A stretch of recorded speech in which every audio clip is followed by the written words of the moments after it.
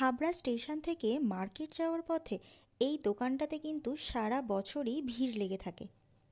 খুব ছোটবেলায় এই দোকান থেকে বিরিয়ানি খেয়েছিলাম হয়তো, কিন্তু এখন আর সেভাবে স্বাদ মনে নেই। আজকে তাই আরও 2 প্যাকেট বিরিয়ানি নিয়ে এসেছি অনেক দিন পর।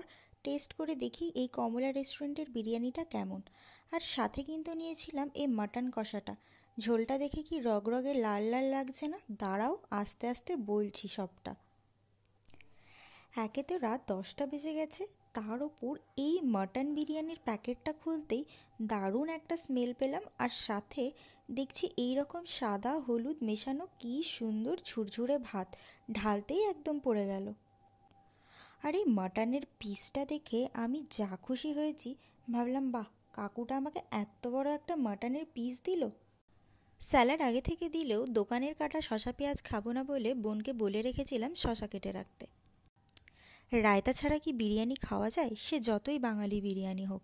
আর এই বুন্দি দিয়ে রায়তা খাওয়ার অভ্যেসটা কিন্তু আমার হোস্টেল থেকে হয়েছে। এবারে বলি মাটন কষার অভিজ্ঞতাটা।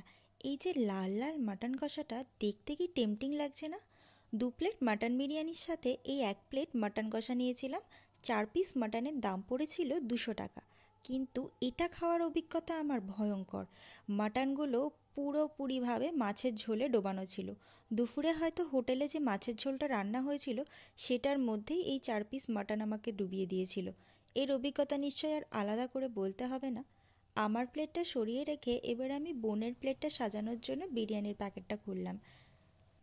যদিও দুজনের জন্য এরকম 1 প্যাকেট করে বিরিয়ানি ঢালছি বটে, কিন্তু আমি বা বোন কেউই এই গোটা 1 প্লেট বিরিয়ানি কিন্তু খেতে পারি না। দেখলাম বোনের প্লেটেও কিন্তু বেশ বড় সাইজের একটা মাটন দিয়েছে। এটা কিন্তু আমার খুব ভালো লাগছিল প্রথম প্রথম যখনই দেখছিলাম এত বড় সাইজের মাটন, কিন্তু খেতে গিয়ে আমার অভিজ্ঞতা কিন্তু খুব বাজে হয়েছে। দোকান থেকে আমাকে বলেছিল ওদের নাকি 165 গ্রামের মাটনের পিস হয়, আর সাথে দেখলাম এই ছোট্ট একটা আলু আর ডিম। যাক, বোনের প্লেটটা সরিয়ে রাখি, কারণ খাবারের রিভিউ তো আমাকে আমার প্লেট থেকেই করতে হবে।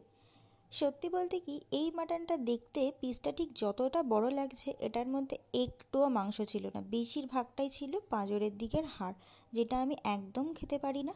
কারণ মাটনে আমার মনে হয় সলিড পিস ছাড়া খাওয়ার কিছুই নেই। এই মাটনের হাড় তো আর আমি খেতে পারবো না। খুব কষ্ট করে মাংসটা ছিঁড়েছিলাম, যাই হোক, কিন্তু মাংসটা একদম ভালো ছিল না, বিশ্বাস করো। মাংসটা পুরো সেদ্ধ অবস্থায় মাংস ছিল, আর একটুও নুন মশলা কিচ্ছু ঢোকেনি।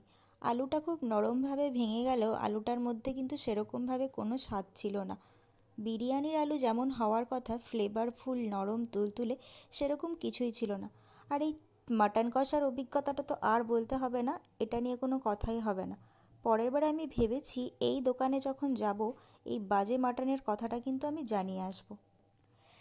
একটু মাটন, একটু আলু, সব কিছু নিয়ে যখন বিরিয়ানির রাইসটা মুখে তুললাম, ভেবেছিলাম একটা স্বর্গীয় অনুভূতি হবে, কিন্তু আমার অভিজ্ঞতা খুব খারাপ। আমি কোনো দিন আর এই কমলা রেস্টুরেন্টটার থেকে কিচ্ছু খাবো না।